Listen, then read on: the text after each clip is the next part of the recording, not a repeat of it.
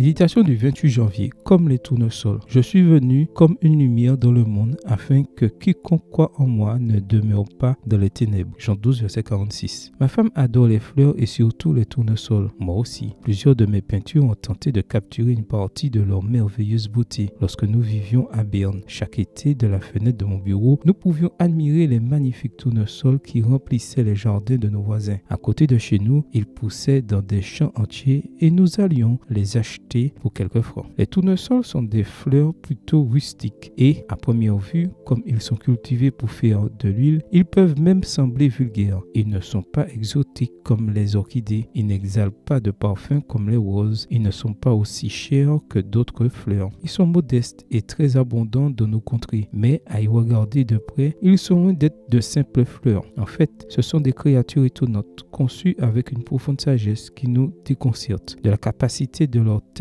à suivre le soleil tout au long de la journée, à la formule mathématique sophistiquée qui structure leur spirale. En effet, l'organisation des graines de tournesol suit la séquence dite de Fibonacci. 1, 2, 3, 5, 8, 13, 21, 34, 55, 89, 144, etc. Chaque nombre de la séquence est la somme des deux précédents. 1 plus 1 égale 3, 2 plus 3 égale 5, 3 plus 5 égale 8, etc. Tout cela fait que les tournesols sont précieux pour moi et me donnent des leçons spirituelles permanentes. Parce qu'ils essaient toujours de faire face au soleil tout en l'imitant et parce que ce sont des fleurs qui symbolisent à la fois le mystère et la joie. Jésus nous invite à observer les fleurs des champs et la manière dont elles poussent. Matthieu 6, verset 28. Le tournesol a besoin de beaucoup d'ensoleillement. C'est d'ailleurs pour cela qu'il cherche le soleil tout au long de la journée en suivant sa trajectoire et transforme l'énergie du soleil en vie et en joie. La forme du tournesol semble même imiter celle du soleil. Le prophète nous rappelle qu'en Jésus, le soleil levant nous a visités d'en haut pour éclairer ceux qui sont assis dans les ténèbres et dans l'ombre de la mort. Luc 1, les versets 78 et 79. Aujourd'hui, nous pourrions comparer Dieu au soleil et les êtres humains au tournesol. Seigneur, que moi aussi je recueille aujourd'hui toute l'énergie divine que tu déverses en moi et que, par ta puissance, je la transforme comme le tournesol en joie et en vie pour ceux qui m'entourent. Amen. Bonne journée à vous et que le Seigneur vous bénisse.